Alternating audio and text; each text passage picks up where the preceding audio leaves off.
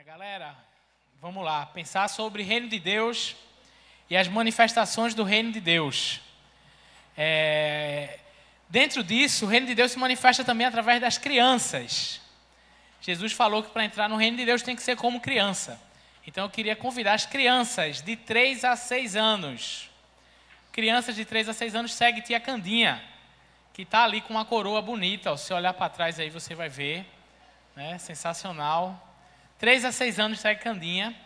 As crianças de 7 a 11 anos, fica aqui, presta atenção na palavra, que depois vai ter o grupo, tá joia? Vai ter o grupinho específico para a turma de 11 para cima, tá joia?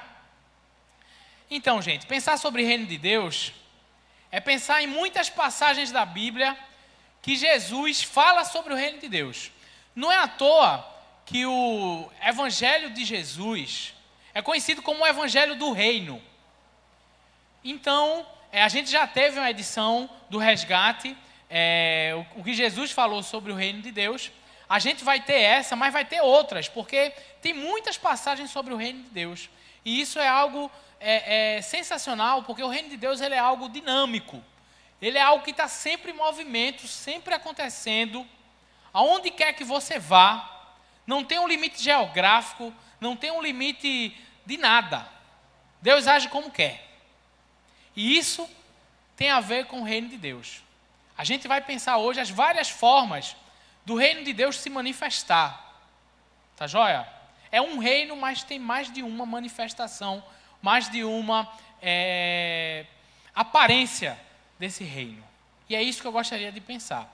A gente está, a princípio, trabalhando em cima do Evangelho de Lucas.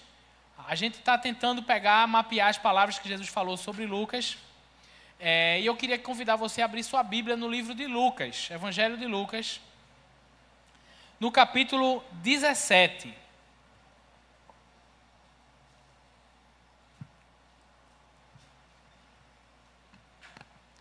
Lucas capítulo 17, a partir do versículo 20.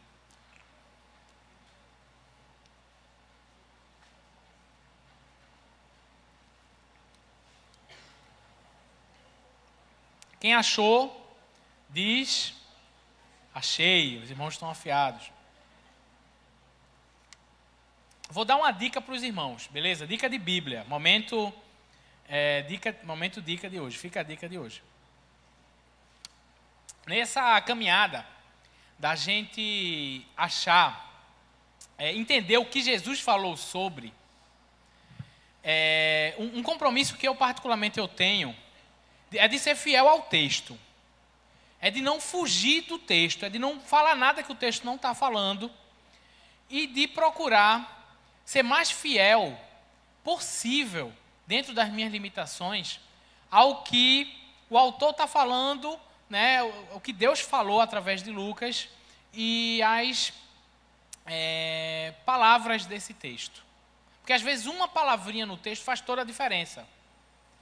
Então eu queria dar uma dica de Bíblia para você. Se você quer encontrar uma Bíblia que esteja bem próximo do original, eu gostaria de indicar para você a Bíblia ARC, Almeida Revista e Corrigida.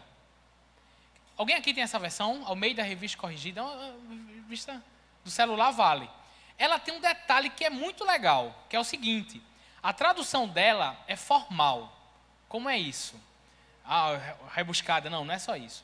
Ela é formal porque é o seguinte, ela é traduzida letra por letra. Tipo assim, palavra por palavra. Letra por letra não. Palavra por palavra. Tem tradução da Bíblia que ela é traduzida pela ideia do texto. Só que às vezes um texto tem mais de uma ideia. Deu para entender? Então ele traduz palavra por palavra.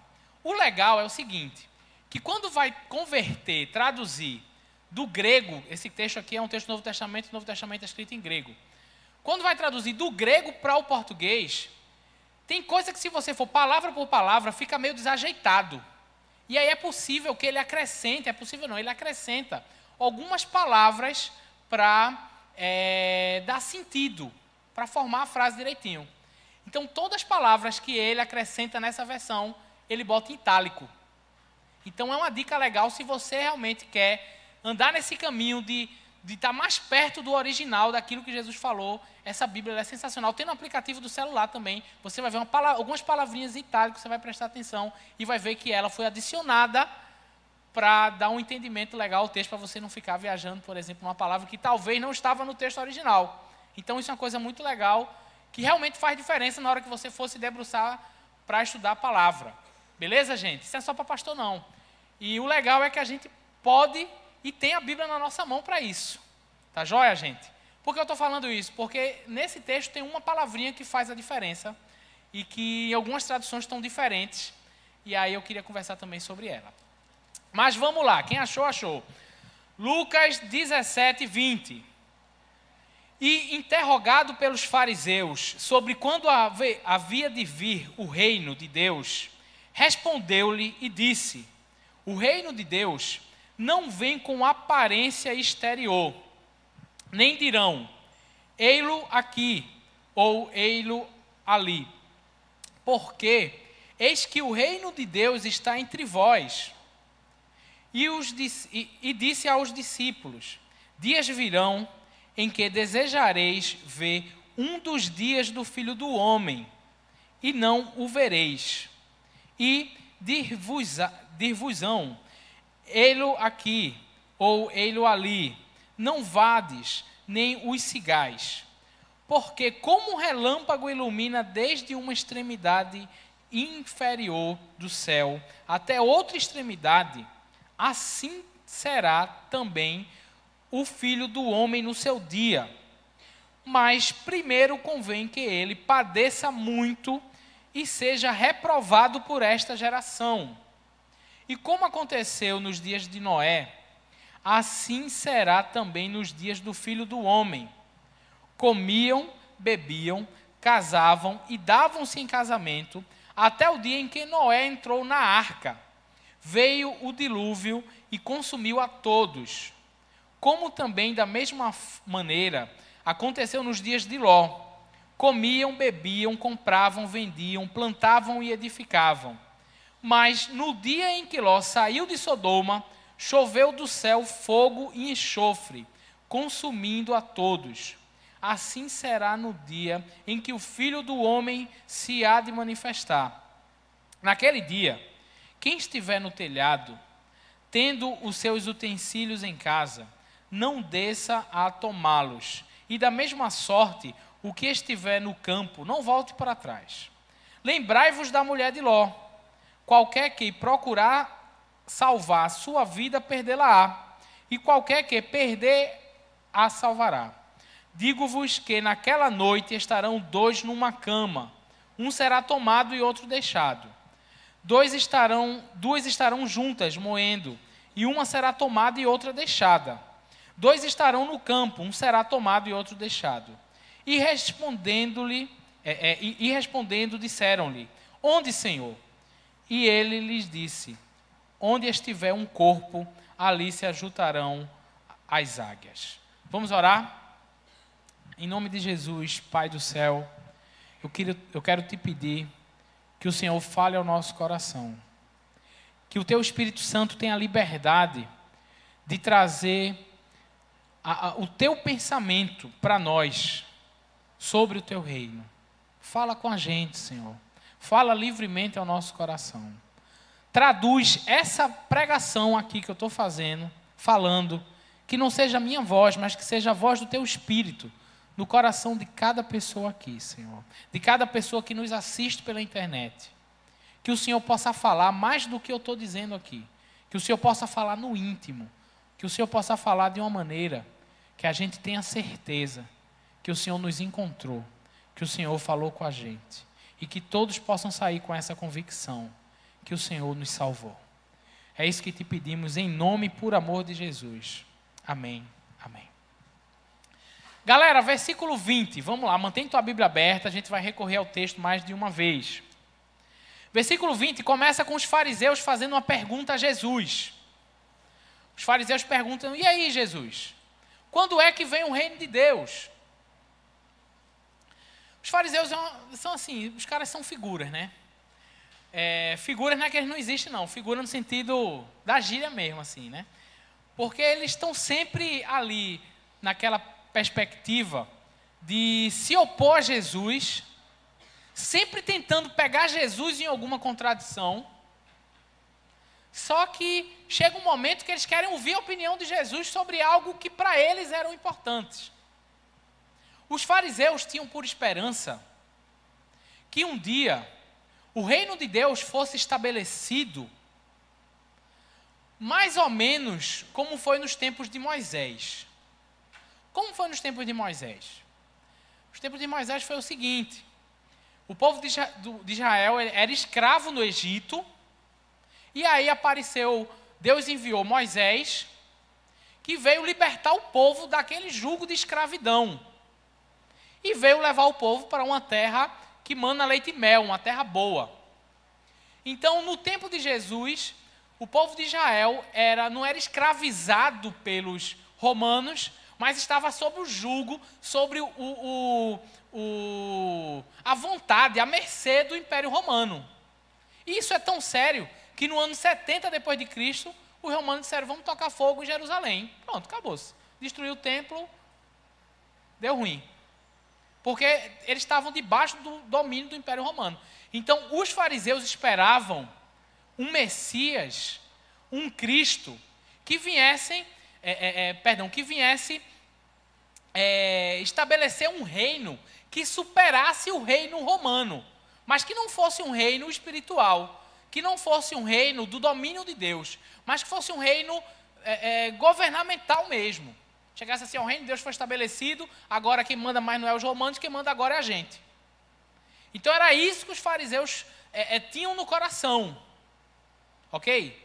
Outra coisa que é interessante a gente pensar sobre os fariseus é que eles estavam preocupados com um evento futuro, com um grande evento que era na cabeça deles o estabelecimento do reino de Deus dessa forma militar, dessa forma, né, semelhante, por exemplo, ao tempo de Davi, que no tempo de Davi houve muita prosperidade em Israel a ponto de Davi cobrar imposto de outras nações.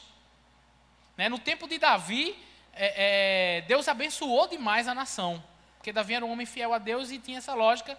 Então os fariseus eles se preocupavam com esse estabelecimento do reino, com esse grande evento que aconteceria, mas eles não prestavam atenção nas oportunidades de Deus, na oportunidade que Deus estava dando a ele naquele momento.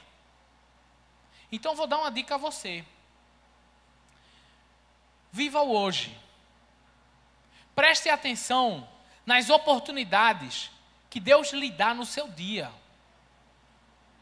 Uma das mensagens de Jesus, o primeiro sermão de Jesus, foi: arrependam-se porque o reino de Deus está perto. Quero dizer a você, Deus está perto.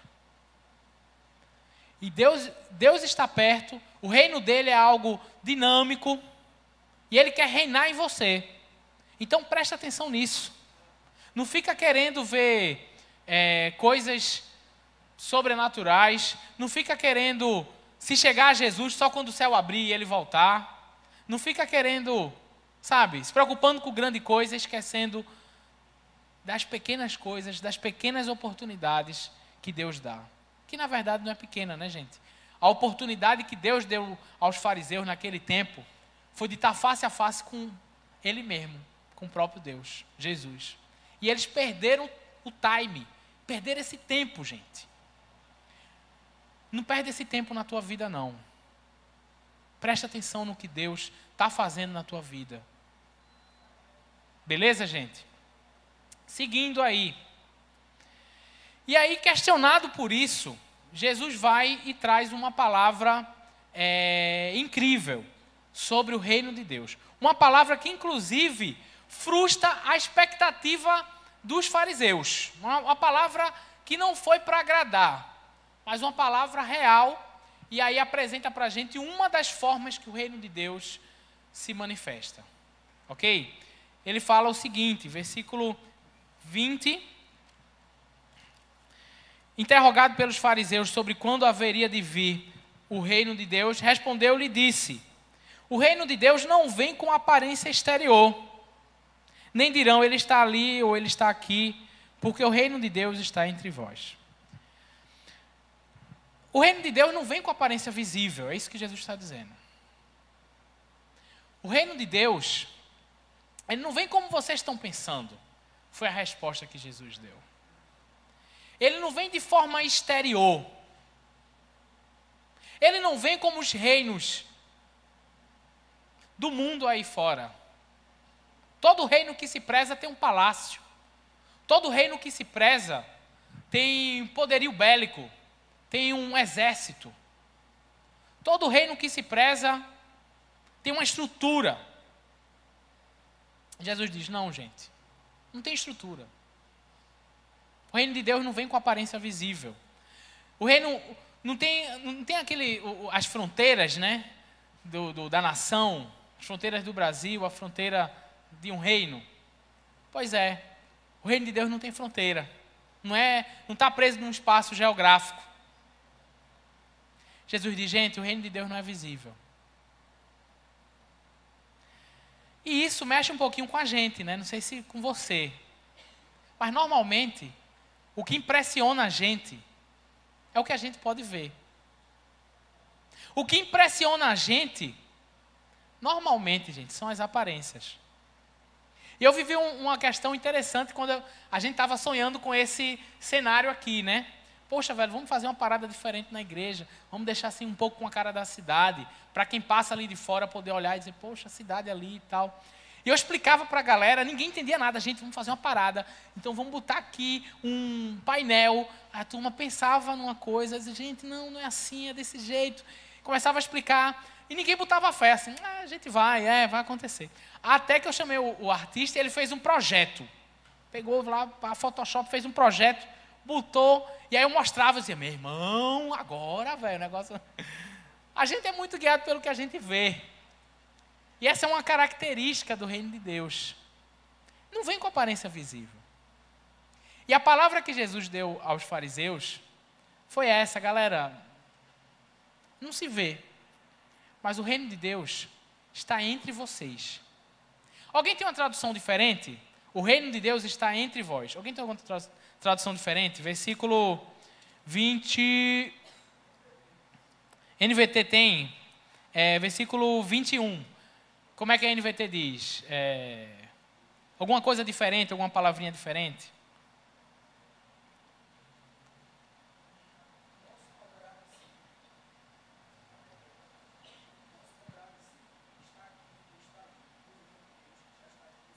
Entre vocês. Alguém tem alguma... Vou ser mais claro. Alguém tem alguma tradução que fala assim, dentro de vós? A tua? Como é a tua tradução? Fala aí. Dentro de vós. Porque o reino de Deus... Há umas traduções assim, porque o reino de Deus está entre vós, porque o reino de Deus está dentro de vós. Uma palavra faz diferença, né? Entre é uma coisa, dentro é outra. Vamos lá. Busquei a compreensão desse texto e cabe as duas palavras. A tradução cabe às duas palavras. E o bonito é que as duas colocações estão certíssimas. O reino de Deus está entre vós. É verdade. Jesus falou isso para os seus contemporâneos. O rei estava lá. Jesus estava lá fisicamente, corporalmente. O próprio Deus se fez ser humano e estava ali, entre aquelas pessoas. Por isso que o reino de Deus está entre vocês. Outra ideia do dentro de vós, dentro de vocês, é porque o reinado de Deus é invisível. Inclusive, encaixa e faz um contraste com o versículo de cima. Porque Jesus diz, olha, o reino de Deus, ele não é de aparência exterior. Então, se não é de aparência exterior, logo é de interior. E dentro é interior. E aí a ideia de Jesus é dizer o seguinte, olha gente, o reino de Deus, ele não é de exterior, mas ele é de interior. Porque ele está dentro de vós, está dentro de vocês. Ele se estabelece quando alguém me recebe como rei da sua vida. E não faz mais a sua vontade, mas faz a minha vontade. Não fala mais como antes, mas fala como eu quero que fale. Não anda mais como andava, mas anda agora como o meu reino, e a ética desse reino vai dizer. O reino de Deus tem uma ética. O reino de Deus tem uma moral. O reino de Deus tem um padrão, que por sinal não é um padrão politicamente correto. Não é mesmo, hein, gente? Não é politicamente correto você dizer, meu irmão, se a tua mão direita te faz pecar, vai, arranca ela, joga fora. Pô, isso não é politicamente correto. Concorda comigo? Jesus está dizendo, que nada te tire do céu, que nada te leve para o inferno, esteja disposto a qualquer coisa para isso. O reino de Deus, ele tem o seu padrão, tem a sua ética, tem a sua moral, tem a sua lógica, que é contrária à lógica social. E por isso que Jesus diz que o reino de Deus está dentro de vocês, quando vocês o aceitam como rei. Que ideia maravilhosa. Que ideia fantástica. Dentro de vocês. Você já parou para pensar nisso? Não procure o reino de Deus lá fora. Quando eles disserem assim, ele está ali. Não vá. Ele está aqui. Não é verdade. Se o reino de Deus não estiver aqui, meu velho, valeu de nada. Adianta procurar não. E aí Jesus segue. Faz uma mudança no texto. E essa mudança é incrível. Porque Jesus responde às perguntas dos fariseus. 20 e 21 do texto é falando sobre a resposta de Jesus aos fariseus. Mas no versículo 22, Jesus continua falando aos discípulos. Muda os ouvintes. Jesus agora está falando aos discípulos. Qual é a diferença disso? Muito grande, galera. Primeiro porque Jesus ele fala de forma mais profunda, de forma mais clara, mais nítida. Não sei se você sabe, mas tem diferença entre quem só está na multidão e quem está perto de Jesus de verdade. Em quem só participa de programação da igreja e quem de fato tem uma vida de oração. Tem diferença, gente. O Salmo 25, versículo 14, olha o que ele diz. O Senhor confia o seu segredo aos que o temem. O Senhor confia os seus segredos àqueles que o temem. O Senhor conta aquilo que Ele está para fazer, que Ele está fazendo. Revela a sua verdade. Revela o que está em oculto para aqueles que temem a Ele. Velho, tem diferença. A gente só está na multidão, a gente só fazer parte da religião evangélica e de fato ser discípulo de Jesus. E de fato andar com Ele. E de fato buscar estar perto dEle, não só aos domingos ou na sexta, mas o tempo todo, o dia todo. E Jesus fala a esses discípulos e a todos os discípulos de todas as gerações. E Ele vem apresentar uma outra maneira desse reino se manifestar. E eu queria que a gente voltasse aqui os olhos para o texto. Ele diz o seguinte, versículo 22. E disse aos discípulos, dias virão em que desejareis ver um dos dias do Filho do Homem, e não o vereis. Vou ler o 23 também. E dirão a vocês, ele está aqui ou ele está ali. Não vá atrás deles, nem o sigam. Porque como um relâmpago ilumina desde a extremidade inferior do céu até a outra extremidade, assim será também no dia do Filho do Homem. Presta atenção, gente. O que Jesus está dizendo é o seguinte, galera, a parada é o seguinte. Já falei para vocês que o reino de Deus não vem de maneira visível. Já falei para vocês que o reino de Deus vem de maneira interior. Mas eu tenho mais um negócio aqui para dizer para vocês. Vai ter dias que vocês vão desejar me ver. Vai ter dias que vocês vão querer que eu esteja perto de vocês. Vão querer ver minha face, vão querer que eu esteja corporalmente perto de vocês. Mas não vai rolar. Não vai dar. Vocês não vão ter isso. Jesus está falando aqui desse ato, desse tempo, desse espaço, em que Jesus iria morrer e ressuscitar e subir ao céu. Esse tempo que a gente está vivendo. Você já passou por situação que você disse, rapaz, seria tão mais fácil que Jesus estivesse aqui para me dizer o que é que eu vou fazer?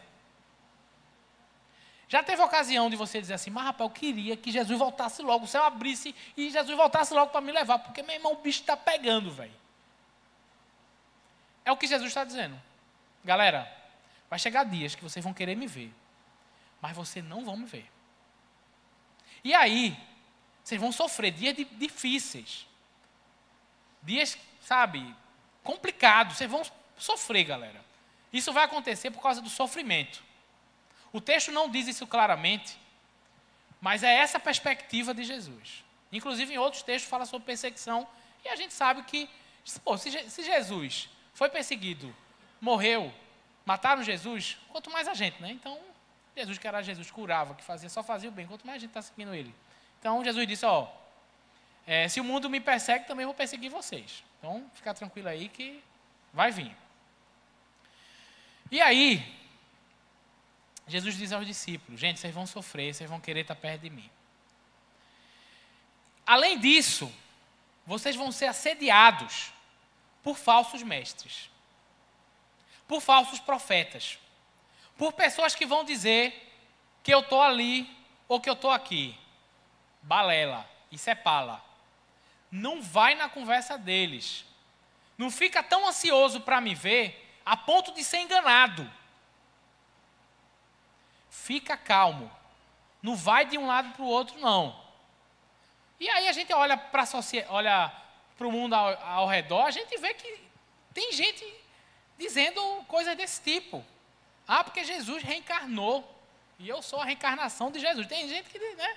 Tem um cara aí, Henrique Cristo, não sei nem qual é o destino dele. Não, saber eu sei, mas não sei não. Mas assim, enfim. E outros que vêm com essa história, né? Que o Messias reencarnou, ou que Jesus, em tal lugar, é só milagre, viu, gente? Vai lá. É só porque se você for lá, está doente. E se você for lá, você vai ser curado pelo poder de Jesus. Gente, não vai lá. Não vai lá. Ah, porque se você for para cá, você que está pobinho. Você vai ganhar dinheiro, rapaz. Você dá 10 e ganha 20. Não vai lá. Não vai de jeito nenhum. Não vai atrás disso, não. Tá certo? Jesus está dizendo, gente, nesse momento, nesse ato, nesse tempo, entre a minha ida para o céu e a minha volta para buscar vocês, vai acontecer essas coisas. Ficam firmes. Não sejam enganados. Não caia nessa conversa. Por quê? Porque no dia que eu vier, vocês vão saber. Porque assim como o raio...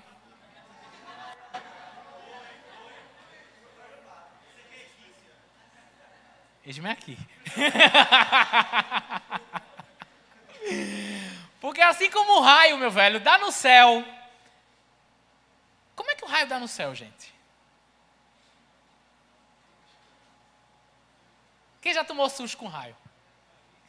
Irmão, de repente, né, Deus não manda um e-mail assim, gente, nessa noite, né, a PAC, aí aparece assim a PAC, né? Não, gente, até diz que vai ter relâmpago, até pode dizer, mas a hora que vai cair, onde vai cair, tá ligado? Irmão, é repentino, velho. Assim como um relâmpago que brilha no Oriente, até o Ocidente, em outras palavras, todo mundo vê. Vai ser o dia da minha vinda. Ah, pastor, mas o reino de Deus não era invisível? Lembra das manifestações do reino de Deus? Primeira manifestação do reino de Deus, gente, é invisível. Aqui dentro, aí dentro. A única coisa que dá para ver no reino de Deus é a missão da igreja. Tá ligado nisso? Tipo assim, o reino invisível se torna visível para a sociedade quando a igreja está disposta a cumprir a palavra de Deus E a sua fé não é só teórica, mas a sua fé vai para a prática e se torna uma prática de vida. Como diz nosso irmão Tiago, a fé sem obras é morta. Quando a igreja pratica as obras da fé, esse reino invisível ele vai se tornando visível e vai deixando um sinal, vai sendo um sinal para o mundo desse reino de Deus. Mas é um reino com duas manifestações. A segunda manifestação é visível, gente. A segunda manifestação é repentina. A segunda manifestação é gloriosa. Porque esse Jesus que sofreu, inclusive no versículo 25, ele fala, é 25 mesmo, deixa eu só confirmar aqui. É 25. Inclusive no versículo 25 ele fala que antes dessas coisas acontecerem, é preciso que ele sofra, padeça. Esse reino de Deus que se manifestou através do servo sofredor, que foi humilhado, cuspido, zombado, e morreu numa cruz e ressuscitou. Esse reino que se manifesta através da igreja que foi jogada na cova dos leões pelos romanos, através da igreja que está sendo perseguida no Oriente Médio, através de nós, que quando um jovem diz que eu sou virgem, é motivo de gozação, eu sou crente, eu sou pastor, pronto, já sabe, né? Esse reino que se manifesta no sofrimento, terminará em glória, virá em glória, virá em poder, e todo olho verá, toda língua confessará. E Jesus compara os dias da sua vinda com os dias de dois personagens bíblicos. Primeiro personagem bíblico, Noé. Vamos lá, versículos 26 a 30. Diz assim: e como aconteceu, Jesus está comparando, dizendo que os dias da vinda dele vai ser semelhante. E como aconteceu nos dias de Noé, assim será também nos dias do Filho do Homem, no dia da vinda de Jesus. Comiam, bebiam, casavam e davam-se em casamento, até o dia em que Noé entrou na arca, e veio o dilúvio e consumiu a todos. Como também, da mesma maneira, aconteceu nos dias de Ló. Comiam, bebiam, compravam, vendiam, plantavam e edificavam. Mas no dia em que Ló saiu de Sodoma, choveu do céu fogo e enxofre, consumindo a todos. Versículo 30. Assim será no dia em que o Filho do Homem se manifestar. Interessante, né, gente? Jesus pega dois personagens bíblicos, diz que os dias da vinda dele vai ser semelhante aos dias de Noé e aos dias de Ló. E esses dois personagens têm coisas em comum. Primeiro que o texto se repete, dizendo que os dias de Noé, como os dias de Ló, tinham uma coisa em comum que o pessoal comprava, vendia, comia, bebia, casava, dava em casamento, construía, plantava.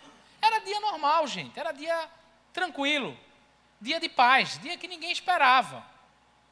Só que, nos dias de Ló, quando Ló saiu de Sodoma e Gomorra, veio fogo e enxofre e acabou com tudo. Da mesma forma, no dia de Noé, quando Noé entrou na arca com sua família, veio o dilúvio e acabou com tudo. Dia tranquilo, dia como outro qualquer. Mas,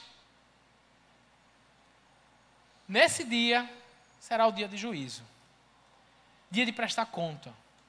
Dia que o rei vai se manifestar. Dia que o rei vai vir na sua glória. E para uns vai ser dia de salvação, gente. Como foi dia de salvação para Noé. Como foi dia de salvação para Ló. Mas para outros, gente, vai ser dias terríveis. Vai ser um dia terrível. E uma coisa interessante é o que Paulo fala aos Tessalonicenses. Tessalonicenses 5, do 1 ao 4. Diz o seguinte: irmãos, no que se refere aos tempos e épocas, não há necessidade de que lhe escreva, porque vocês sabem perfeitamente que o dia do Senhor vem como um ladrão à noite. Quando andarem dizendo a paz e segurança, eis que lhe sobrevirá repentina destruição, como vem as dores de parto a uma mulher que está para dar luz, e de modo nenhum escaparão. Mas vocês, irmãos, não estão nas trevas, para que esse dia os apanhe e os surpreenda como um ladrão à noite. Vocês não estão nas trevas. Gente, quando todos disserem a paz e segurança, quando todo mundo estiver normal, tranquilo, comprando, vendendo, não há nada de mal em comprar, em vender.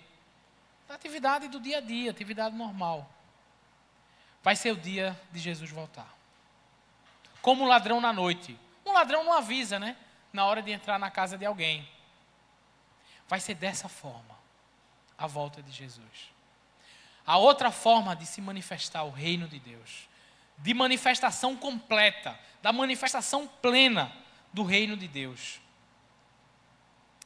Queria chamar a atenção de você para Noé e para Ló. Gente, Noé e Ló. Vou falar primeiro de Noé. Noé era um cara pecador como eu sou pecador, como você é pecador. Deus não salvou Noé do dilúvio, não é porque Noé era um cara impecável, perfeito. Da mesma forma, Ló. Deus, na sua palavra, inclusive, gente, faz questão de mostrar os erros de Noé e os erros de Ló. Se você for olhar lá no livro do Gênesis, esses personagens bíblicos, eles cometeram erros gritantes. Mas por que Deus salvou Noé? Qual foi o critério de Deus para salvar Ló? E qual será o critério de Deus para nos salvar ou não? Galera, Noé e Ló deram atenção à advertência de Deus. Noé e Ló deu atenção à palavra de Deus. E o lindo desses dois textos, e o lindo, gente, da Bíblia, é porque toda ela aponta para um lugar só. Toda ela aponta para Jesus, galera. Noé e Ló, realmente, o texto do Gênesis é uma narrativa. E realmente esses personagens existiram, o dilúvio existiu, e choveu fogo e enxofre em Sodoma e Gomorra. Mas esses personagens são tipificados. O que é isso, gente? Deixa eu tentar dizer. A Bíblia toda ela aponta para Jesus como Salvador. Então, na história de Noé, nós vemos uma arca. Mas a verdadeira arca que dá salvação a gente é Jesus, o Filho de Deus. Quando Noé entrou na arca, Noé foi salvo do dilúvio. Quando nós estivermos em Jesus, nós temos certeza que Ele é mais poderoso, mais forte que aquela arca para nos salvar. Na história de Ló, veio 2 mensageiros de Deus advertir Ló que Sodoma e Gomorra seria destruída. O verdadeiro mensageiro de Deus é Jesus. E Ele veio aqui, andou entre nós, para nos advertir que todo mundo, gente, um dia vai estar diante de Deus. Quem prestar atenção nessas palavras vai ser salvo. Só que Deus chama a gente para um compromisso de verdade. Deus chama a gente para um compromisso real. Deus chama a gente para um compromisso verdadeiro e um compromisso de entrega total. Entrega a ponto de dar a vida. Não é à toa que Jesus descreve o seguinte, versículo 32 e 33, diz assim: lembrai-vos da mulher de Ló. Na história de Ló, a mulher de Ló olhou para trás e virou estátua de sal. Lembra da música? Essa história da mulher. Quem sabe, sabe. 33. Qualquer que procurar salvar a sua vida, perdê-la-á, e qualquer que perder a sua vida, a salvará. Gente, o convite de Deus é para uma entrega, mas uma entrega total. A história da mulher de Ló era de alguém que tinha um compromisso com Deus, mas era um compromisso não inteiro, não total. Ela tinha o coração dividido entre o amor a Deus e o amor ao mundo. A gente não pode, gente, querer agradar a Deus e ao mundo. Quando eu digo mundo, entenda a opinião pública. A gente não pode querer agradar a Deus e agradar a galera. Fazer a vontade de Deus e fazer a vontade da galerinha. Não pode ter o coração dividido. Não pode olhar para trás, para a vida que a gente tinha. Que um dia Deus nos libertou, se esse é o seu caso, e querer voltar atrás. Deus nos chama para um compromisso tal a ponto de dar a vida. Aquele que perder a sua vida, aquele que deixar de viver e deixar eu viver na sua vida. Lembra, reino de Deus. Não você mais reina na sua vida, mas você tem um rei que reina em você. Se você deixar a sua vida na mão do rei e deixar ele reinar nas suas ações, ele viver por você, não mais eu vivo, mas Cristo vive em mim. Você vai achar a vida para sempre. Mas se você viver o que você quer, pastor, a vida é louca. Se você viver o que você quer, você vai perder a sua vida para sempre. Seguindo para o fim, gente. A história de Noé, a história de Ló, também é falada pelo apóstolo Pedro. Pedro diz assim, 2 Pedro capítulo 2, versos 5 e 9. Diz que Deus não poupou o mundo antigo, mas preservou Noé, pregador da justiça, e mais 7 pessoas, quando fez vir o dilúvio sobre o mundo dos ímpios, e reduzindo a cinzas a cidade de Sodoma e Gomorra, condenou à ruína completa, tendo-a exposto como exemplo de que viria a acontecer os que vivessem impiamente, mas livrou o justo Ló, que ficava aflito com a conduta libertina daqueles insubordinados, porque esse homem, por causa das suas obras ímpias que eles praticavam, assim o Senhor sabe livrar da provação os piedosos e manter os justos sobre o castigo para o dia do juízo. O Senhor sabe livrar os justos. O Senhor sabe castigar quem merece o castigo. E essa é a nossa esperança, gente. Não que Deus vai castigar as pessoas. Ao contrário, o desejo de Deus é que todos cheguem ao conhecimento da salvação e se arrependam. Isso o apóstolo Pedro fala também. Mas o desejo de Deus é que todos sejam salvos. Mas uma coisa é verdade, gente. Deus não deixa ninguém impune. E a única forma da gente se livrar é entrar na arca, que é o próprio Jesus. É estar nele. Naquele dia ser achado nele. A única forma da gente se livrar é ouvir os mensageiros de Deus, como Ló ouviu. Inclusive, gente, a história de Ló é tão bonita que diz que Ló se demorava para sair da cidade. E o mensageiro de Deus pegou na mão dele e levou ele para fora da cidade. Deus é aquele, inclusive, que pega na nossa mão e nos livra. E o mensageiro disse a Ló: Ló, eu não posso fazer nada nessa cidade, eu não posso destruir essa cidade, enquanto você estiver aqui. Porque Deus não castiga o inocente com os ímpios. Deus, os ímpios entendam, com aqueles que praticam a impiedade, com aqueles que não amam. Como é que você vai amar se Deus é o amor? Não tem jeito. Só vai amar se Deus reinar na sua vida. Galera, seguindo para o final, Jesus fala, versículo 34, digo-vos que naquela noite estarão 2 numa cama, um será tomado e outro deixado. 2 estarão moendo, uma será tomada e outra deixada. 2 estarão no campo, um será tomado e outro deixado. E respondendo-lhe, disseram-lhe, onde, Senhor? E ele disse, onde estiver um corpo, ali se ajuntarão os urubus. Gente, a sociedade é cheia de divisões. Divisão entre, sei lá, batista e presbiteriano, né? Tem também. Entre Assembleia de Deus e, enfim, entre rico e pobre. Divisão entre patrão e empregado. Mas, na verdade, gente, no reino de Deus,